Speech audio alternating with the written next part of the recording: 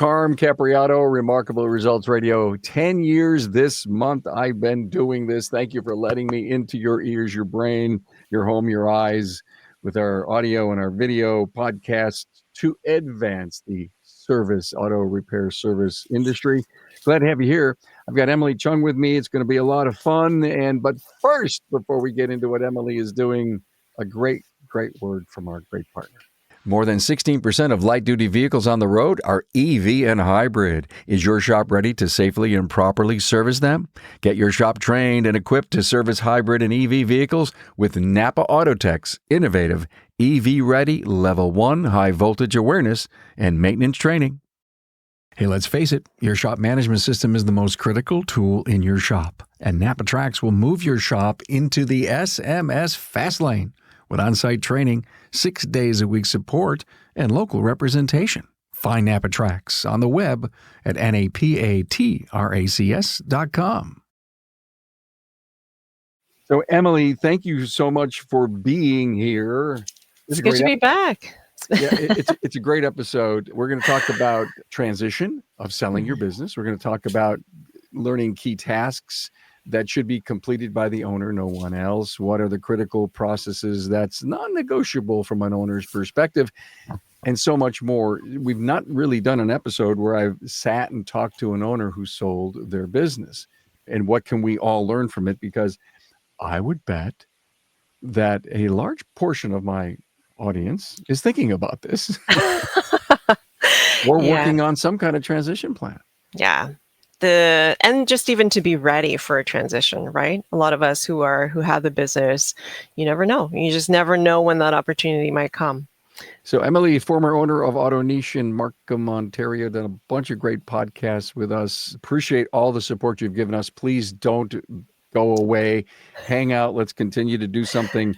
And just so that everyone understands Emily's background, licensed automotive service tech in Canada, automotive writer, Automotive Business School of Canada at Georgian College, and holds a degree from the University of Waterloo in psychology and business.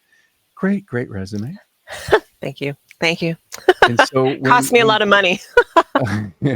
Well, education, I guess it does. Continuing education, it's an investment. It didn't cost Totally. anything. Yeah. So Emily wrote to me. She goes, "Carm, I sold a business. Got a great idea for an episode. Let's do this thing." And I said, "Yeah." So we scheduled, and you're here. Yeah. Wow. Okay. So talk to me, babe. So sold the business about 2 months ago. Now, my transition time was quite short. It was about 2 weeks only, but that was negotiated in the sale. So that was a little bit different than I think what a lot of sales are like, which are longer transition time. Mm-hmm. Nevertheless, coming out of it, I was talking to other shop owners and other people that have bought and sold businesses too. And I think we all understand like what needs to be done, and we get kind of the high level stuff. The reality is when you're in the middle of a transition, things just go. It's busy and you get distracted. And then especially if you're transitioning in a time when the business is still running, then, you've got all the regular day-to-day stuff to do too. And then again, depending on the size of the business, like at my shop, we're a relatively small shop in the sense that it's me as well as the service advisors and then the technician. So I don't necessarily have many layers of management. So there's those things to consider too. So that's what I wanted to share with you. That's how you and I started the conversation online is, maybe a few tips of what are the things to actually go through or make sure you think through. Do you want to cover this in your transition? And one piece I did want to share with everybody is the way how I told my employees, so this is before the sale. I felt called to sell the shop about a year and a half ago. So quite some time ago. Before I listed the shop, I decided that I was going to tell my staff that I'm going to list the shop for sale. So I recognize that's something different because I know a lot of owners they probably would not confirm they sold the shop until later because there's this kind of mindset that you don't want to spook anybody, right? Which I totally get. Just in my situation though, that's not what I felt called to. So I really felt like in order to honor the employees that worked for me, I wanted to let them know ahead of time. Yeah, I got to stop you for right there. So many worry about the fact that, she's selling, so I'll go find a job somewhere else because I'm not sure what life would be like after Emily, right? Yeah. Yeah. And that was a real concern. That was what was going on in my head. And at the end of the day, I just felt peace with telling them ahead of time and whatever happens. Now, of course, there's a whole strategy to how to tell them, right? It's not like I just kind of.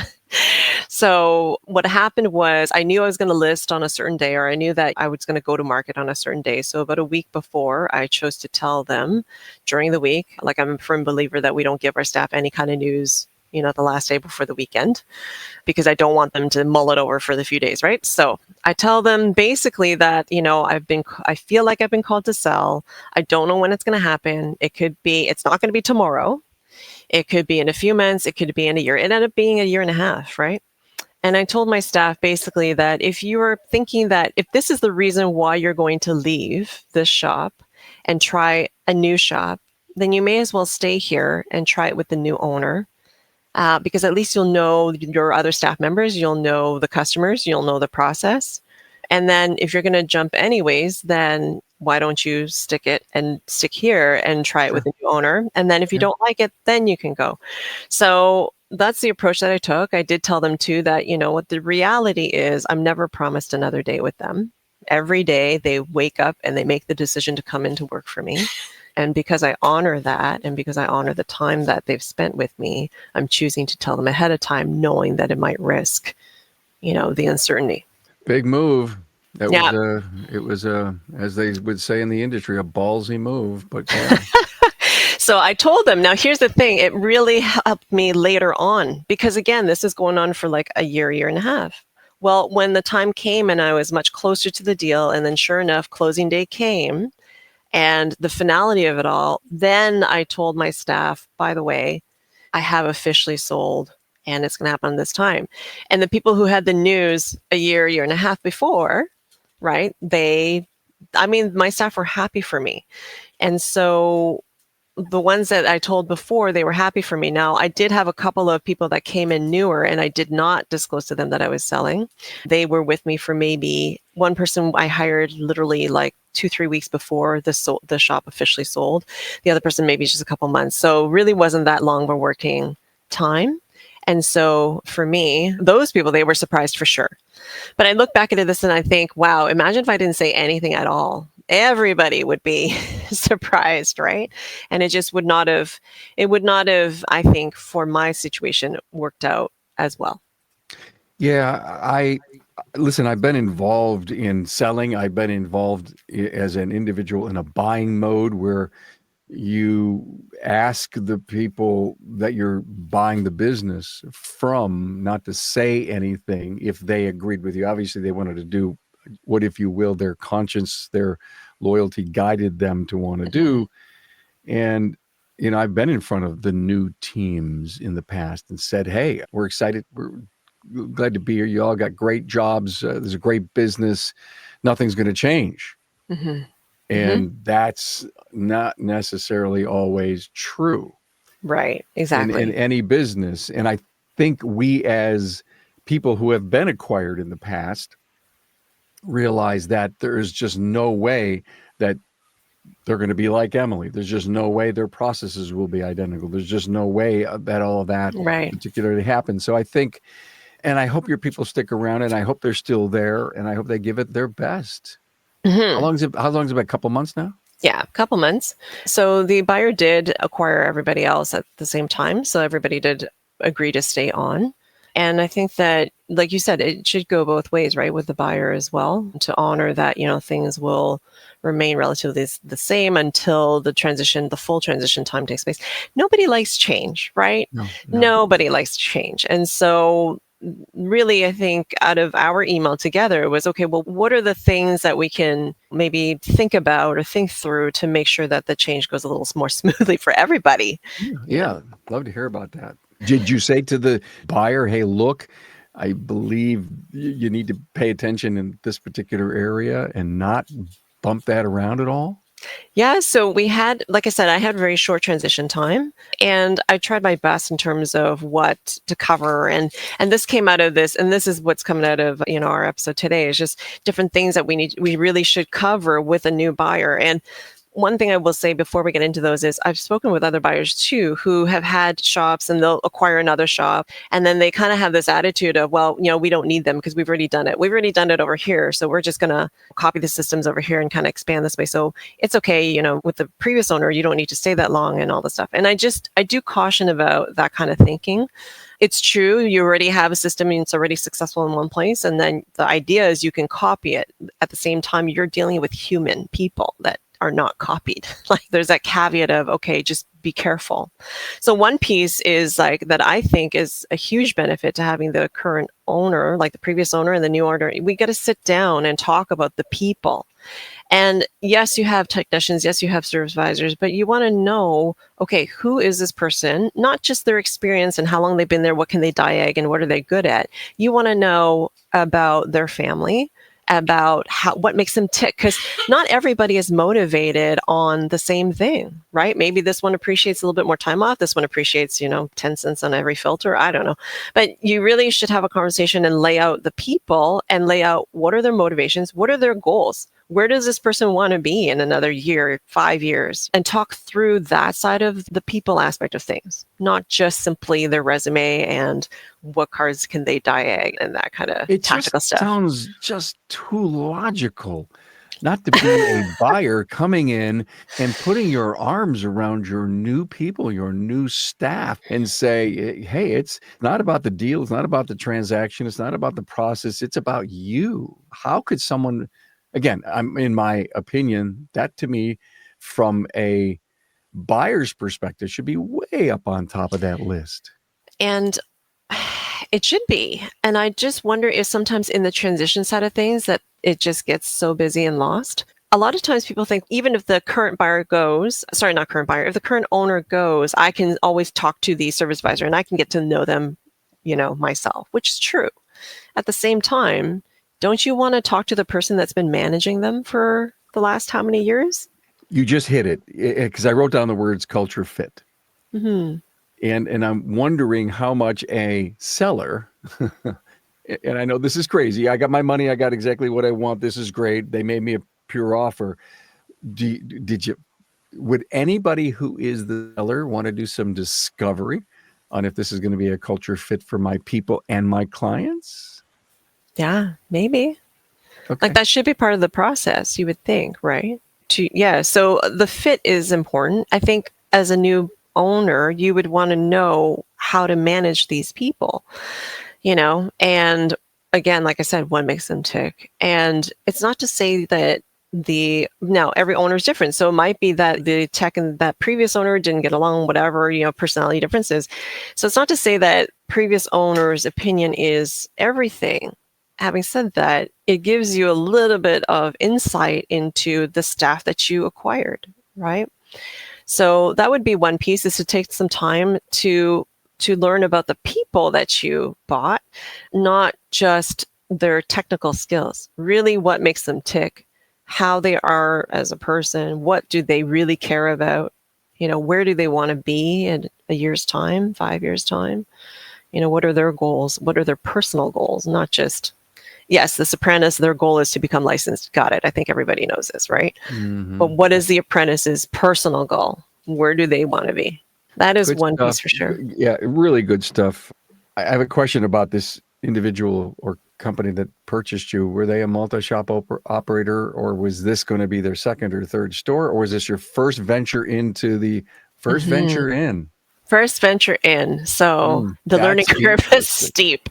Yes. Yeah. Okay. And I think they were quite brave to take it on their own. Brave. I love it. And yeah, it was interesting, back to your point about being the fit. I think that, at the time when we were negotiating, they were a great fit. And it just, now when I look back at it, I do think that some things were rushed in the transition. Let's talk about that. Is it rushed on your part, their part? It was rushed, I think, for multiple things. One is there was just because of the short time, right, of the transition, which again, like I said, we had agreed upon, negotiated upon. But I think too that there were certain things where, for example, we did not spend enough time talking about the things that only I do. So that's another point that I had it in your email. Yeah, I love that. Yeah, great talking point. Yeah. So there are things that only the owner does, only. And as much duplication as you might have, I mean, of course, I leave notes for my administrator if I'm, gone and that kind of thing. But I mean, she's only done it maybe once or twice. But in my shop at the time, I was the only person to run payroll. I was the only person to go through the hours and calculate it all and enter it into the payroll. Now, I know that's something that not every owner does. Some owners have, other people who do this, but just for example, that was one thing that only I did. And so to not have had the conversation of, hey, and actually go through, this is what I do, So that I think was a challenge for the new buyer. And you would think that payroll, and this is also leading to some of the other points that you and I had, which was, what are the non-negotiable processes? Payroll obviously is one. You gotta, if you're the buyer, that you need to make sure your first payroll is on time, if not early, right? And it's not as easy. Like it should be easy because you should be just theoretically calling up somebody for a payroll provider and switching it over. But I think what a lot of people don't understand is, or don't see necessarily, is all the nitty gritty little details that we all do to make the shop run. And I had a workspace dashboard of all the items, right? And this dashboard was huge. And it was things like WSIB, workers' comp, it was payroll, it was like every single line item.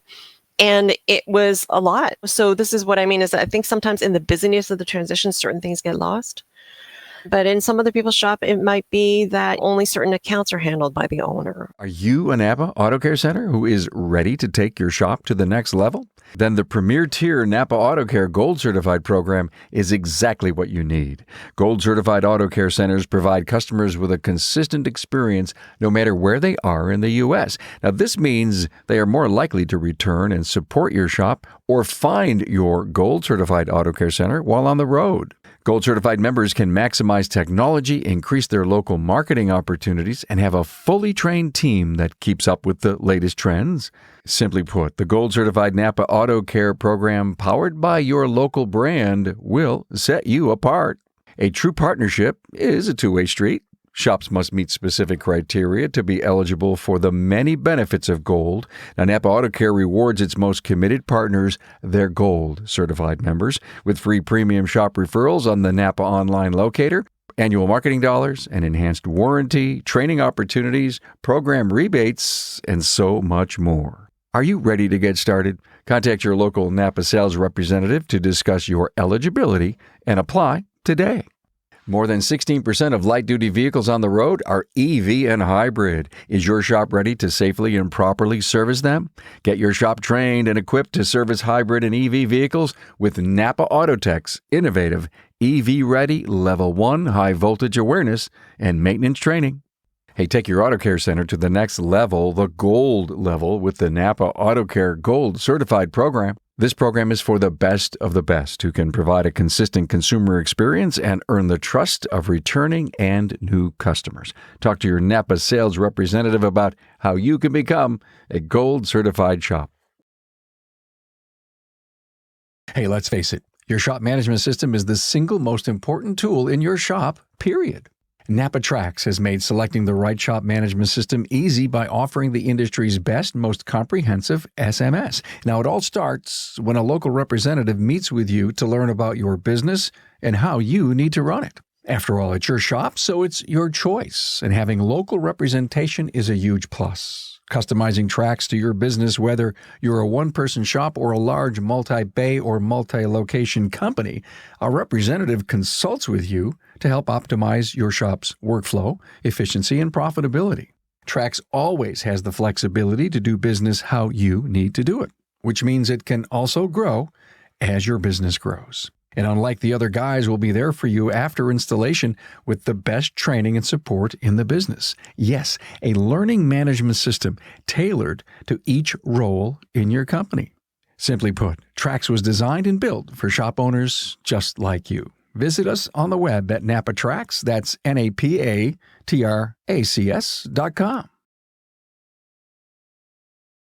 You want to get humble? Write down everything you do. I mean, you may need a whole entire month because you don't do things daily. You don't do things weekly. Sometimes you do things bi-monthly, or Wow, that is huge. How about the SMS and only the stuff that you would do inside of the shop management system? Yeah. All the little Yep. tiny details and So, and yeah. just and I guess this is critically important. Let's think about the 30s and 40s somethings that want to own a shop and they don't have an owner mentor and they're not part of an internal succession plan so they can learn and observe and be handheld for a few years during the process.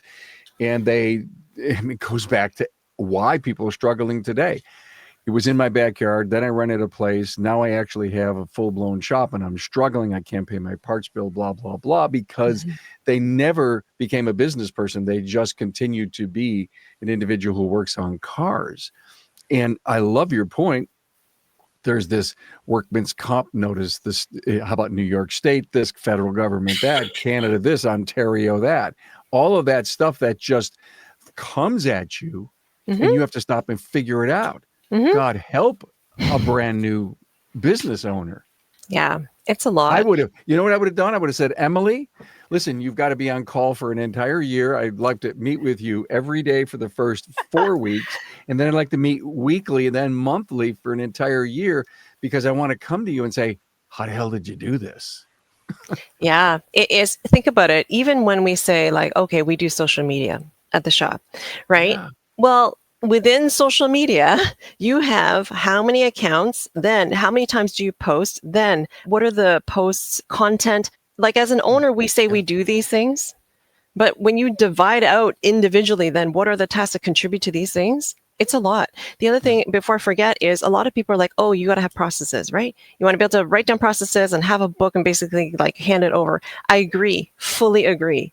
And people don't learn from a book. People don't learn from like a process paper. I can give it to them, no problem. I can write it out. And people don't learn that way. So if you have transition time hands on with the current owner, you want to go through that stuff, not just have them hand you over the process manual. I do love. I just recently interviewed Bob Ward. The episode released sometime in early March. Mhm. People got to get to it. It's about that, making these internal succession plans happen. And he's got a brilliant idea. He's a great guy. I've had him on plenty of times in the past. And when you think about anyone today wanting to see your business thrive, to be part of that by finding an internal candidate. And then a big part of the discussion that I talk to a lot of coaches about, if you have plans to ever succeed your business, in every interview that you do with anyone you hire, so what do you want to be when you grow up? Is the question. And if somebody Yeah. says, I want to own my own shop, then that's an important checkbox. Yeah. Yeah. And then you observe that individual, you watch that individual, and you see, do I have an internal candidate that could be here for my current people, my current customers, and to sustain me and my family in all the years that I want to continue to either hold them paper and earn the rent and all that stuff. I Yeah. think it's a brilliant move to be Yeah. a strategic thinker when it comes to that. Yeah. Absolutely. Because you are planning for the long term, right? And it didn't happen in my case. I do believe that, the ideal situation is to have one grown internally. But that's Yeah. like with employees. That's not just selling the business, right? The best case scenario is you grow somebody internally. Yeah. So that was definitely so learning the key tasks that only the owner knows, right? Sure. Some of the Big. non-negotiable processes. So by that, I mean, what is it that is the heart and soul of what makes this business run right now? So at Yeah. AutoNiche, there were critical processes like digital vehicle inspections, like texting communication. What is the unique value proposition of this business? And that in turn, then, what are the non-negotiable processes that make up that UVP? Does that make sense? Oh, yeah, sure does. And if you choose to, as a new owner, if you choose to change it, this leads into another point that we were making on email is if you choose to change it, that's okay. Let's say you decide you don't want to do whatever. For example, you don't want to do digital vehicle inspections, whatever you want to do the video. Okay. I mean, that's all fine. You can change things. But again, change management is something that is very real. Like you got to be able to take the people from where they were to where you want them to go. And in doing that, you need to understand where they started, right? So there's time in taking to know the process of these non-negotiable processes. And if you so desire to change it, you got to know this first before you can move the ship, so to speak, right? Yeah, I do. And here's what I wrote down. It starts with the client. Now, I may be wrong, but my thought was at the top of the pyramid is the client, and everything else down below supports that person. So if I was coming into your business, Emily, and I bought my business and I said, listen, I only need you for a couple of weeks and you can leave. Okay. Then I would, if I was going to do any discovery, I'd say, what does the client team come together? What does the client expect from us? Teach me, tell me, what have we been doing for them? I got Emily's take on that, and I want to hear yours. And as I walk down the aisle, if you will, down to the altar of the greatest business in the world, Yeah. how Yeah. am I going to learn what to do? Now, if I was a former owner, I'd say, okay, we're going to do it this way in this business, in this little region of this neighborhood of Toronto, Markham, Yeah. Ontario. But yet, now my influence and what I know and how I've built my other business, Yeah. and then it morphs into something. And Yeah. ultimately, one day, Emily's culture and all that stuff will be out and mine will be in, but you Yes. don't kill it on first day, especially if you're brand new to the business. Yeah. And I'm One not of being the negative here. I'm just saying you bring up such a great point. Be careful as a seller if you want to see your business thrive, that an individual who may not know much about it needs to spend time to learn it. Yeah, exactly. I had a friend who also bought into a business, and he chose to actually be the shuttle driver for the first, I don't know how many weeks. So he was a shuttle driver, and he would talk to the customers, and he would, just learn about who the people you were serving at the end of the day. And I thought that was such a great idea, a great way to really understand, what is it that makes this shop special? What is it that maybe the clients want to have a little different or what have you? So that's another way. You're right. You do want to know who is it that your shop is serving? And then how does that translate down to your processes? So that was definitely one, is to think about or talk through what are the non-negotiable processes that build into the UVP of that particular business that you bought. And then another one I think that we were floating around was, what are some of the challenges? Learning what are some of the challenges and successes that the owner has had. And for me, you may choose to want to do, let's say, because people are full of ideas, right? There's no shortage of ideas in this world, I think.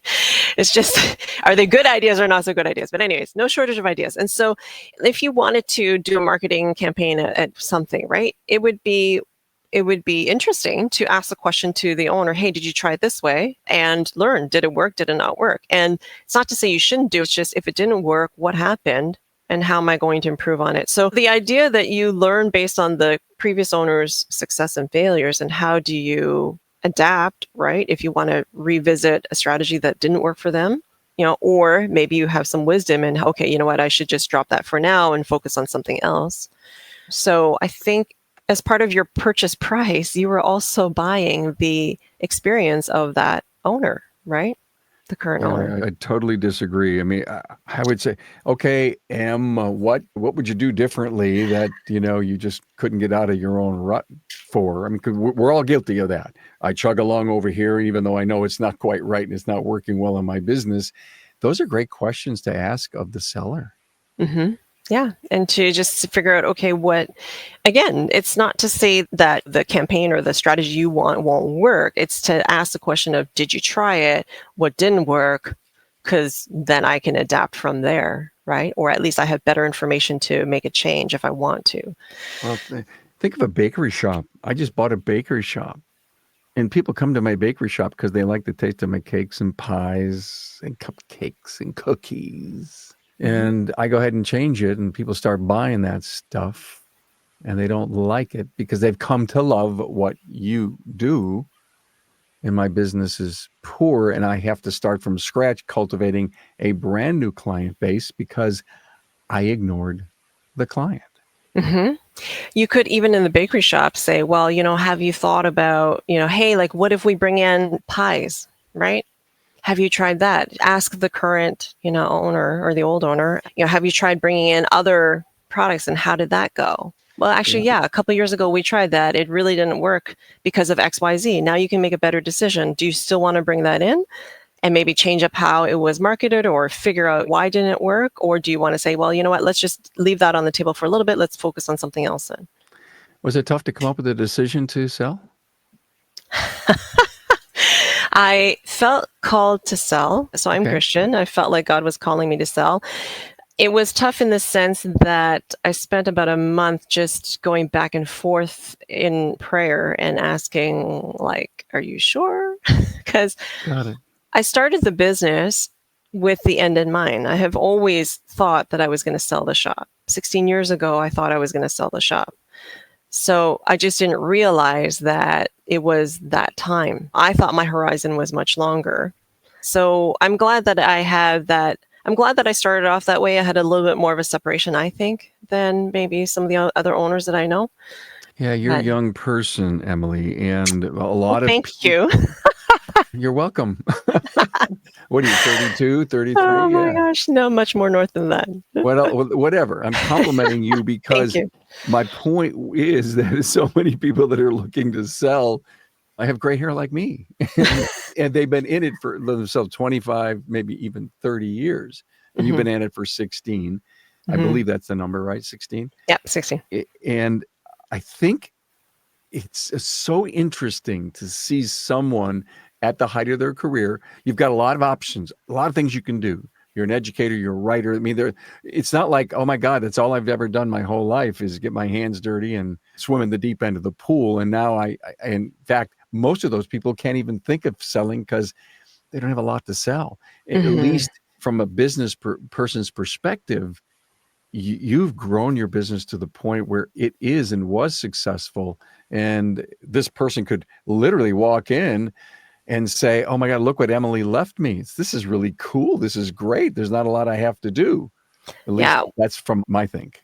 Well, my no shop is perfect. So there was still a lot of room for us to grow. At the same time, the foundation was there. Yeah. You know, we had a healthy average ticket, we had a healthy door rate, right? And so we had a lot of key processes in place, right? And a lot of metrics that were fine tuned. And so we had the foundation for sure. And I think knowing that I was going to sell at some point in the future helped, right? Because every decision I made then contributed to, can I sell this at some point, whether it's a year and a half from now or 10 years from 16 years from now, whatever that might be. Like I said, I don't know. As a business owner, I don't know why else I would start a business other than to sell it. That's just my personal mindset. So starting it from day one, 16 years ago, I knew I was going to sell. So that's sort of how I went through the journey of deciding that I was going to sell. Michael Gerber's book says every decision you make in your business, make it because it depends on if you sell it. Yeah. Yep. It's true. So Oh, that is wow. some wisdom there for sure. Any other great advice you could give to our either buyers or sellers off the top Uh, of your head? the last thing that I thought about was to just ask the question from the seller, ask the question to the current owner of where is the business going in the next 3 to 5 years? You want to know where the short-term and long-term goals of this business is going to be, not necessarily because you will stick with it. It's the idea of where is this ship headed? And if I want to change course, at least I know how I'm going to change it, where I'm going to change it. So for our shop, my desire short term was to start getting into Teslas and really focusing more on that market. We were already in the EV market. Now it's just more, let's pick a brand and just really run with it. Mm-hmm. And again, whether the new buyer chooses to do that or not, totally on them. I fully respect that they can change the shop however they want.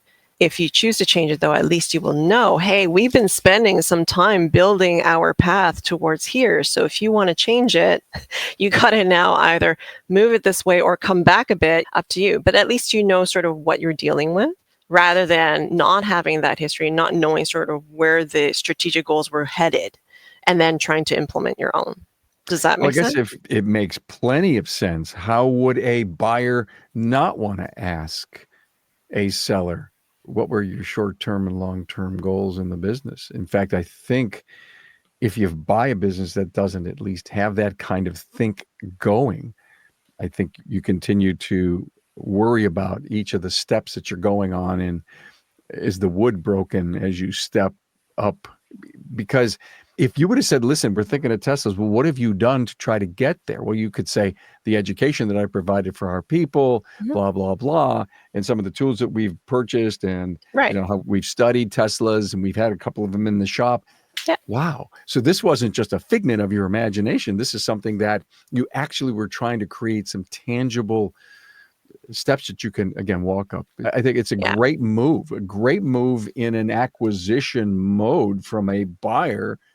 Is, obviously it's great to be able to see so many years of profit and loss statements. It's great to be able to see the balance sheet, the cash flow, and all that stuff, and the payroll.